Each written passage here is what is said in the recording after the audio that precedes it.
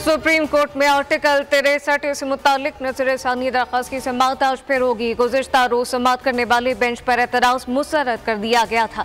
Chief justice बानी PTI के वकील बैरिस्टर अली सफर से मुखातिब हुए, बोले कि आपने एतराज लगाया, आपने कहा कि फैसला सुना दें। ले हमने सुना दिया। पूरे बेंच का मुश्तरका फैसला है कि बेंच पर एतराज मुस्तरद करते हैं।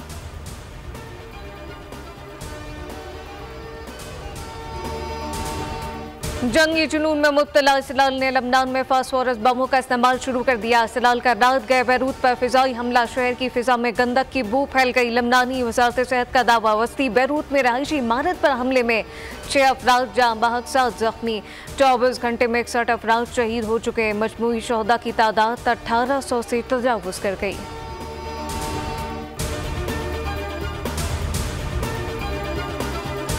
अमरीका ईरानी जौहरी तंजीमात पर हमले की हिमायत नहीं करता। इसराइल की मर्जी है वो ईरान पर किसी भी किस्म का हमला करे। अमरीकी सदर जो बाइडेन की गोलमोल गुफ्तगू, कहा कि वो जल्द इसराइली वज़ीर-ए-आज़म से बात करेंगे। ईरान पर पाबंदियों की भी धमकी दे डाली।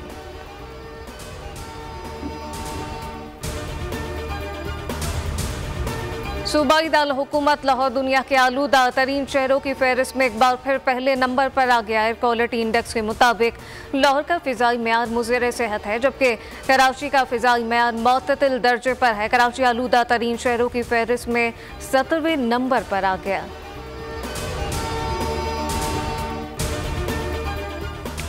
और ICC women T20 world cup के आज से शुरू होने वाले matches. Pakistan women cricket team आज ICC women T20 world cup का पहला मैच शारजाह क्रिकेट स्टेडियम में श्रीलंका के खिलाफ खेलेगी। पाकिस्तानी विमेन क्रिकेट टीम का शारजाह क्रिकेट स्टेडियम में practice session. Head coach Mohammad Wasim की निगरानी में खिलाड़ियों ने शदीद गर्मी में 3 घंटे प्रैक्टिस की।